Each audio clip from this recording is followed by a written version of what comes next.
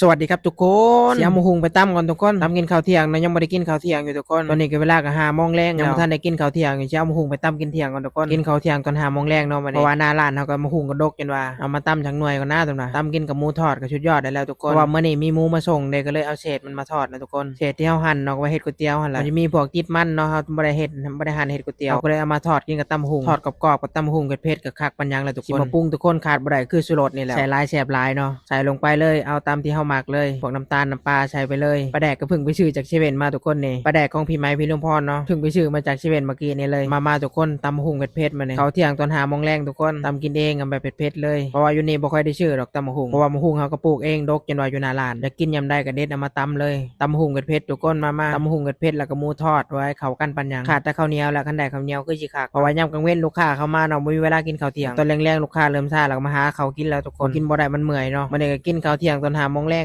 จากนั้นสิกินกับตำหุงแล้วนี่ตำหุงก็ทอดหมูไว้คักปัญญังทุกคนข้าวแรงหรือว่ากับข้าวเที่ยงอะไรพร้อมกันเลยคาบเดียวเลยนี่ทั้งเที่ยงทั้งแรงจบบ่งเดียวเลยมาทุกคนจัดคำใหญ่ๆเลยข้าวก็บ่ต้องใช้ช้อนนะเอามือจับเลยจังแซ่บมันกินกับมือเนาะทุกคนมันถึงสินัวข้าวสวยกินคือข้าวเหนียวโลดเอามือยุบเอาโลดยุบตำหุงใหญ่ๆคำใหญ่ๆทุกคนกับหมูทอดเนาะคักปัญญังข้าวเฮาก็ใช้มือยุบเอาเลยบ่ต้องใช้ช้อนกินคือกินข้าวเหนียวนี่มันจึงสิแซ่บมาทุกคนตำหุงเผ็ดๆมานี่